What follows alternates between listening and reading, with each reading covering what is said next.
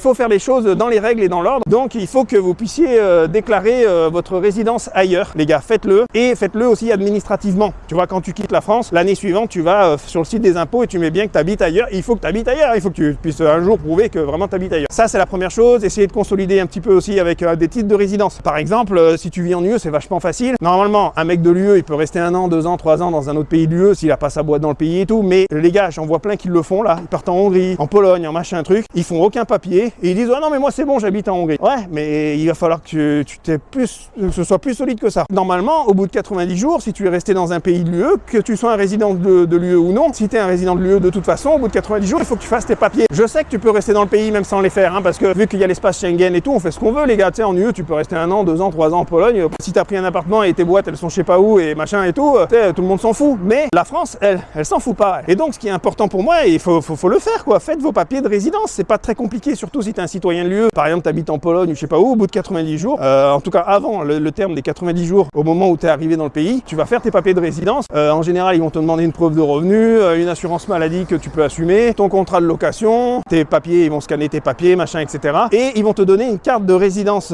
temporaire. Alors ça dépend des pays, mais en UE, en général, elle dure 5 ans.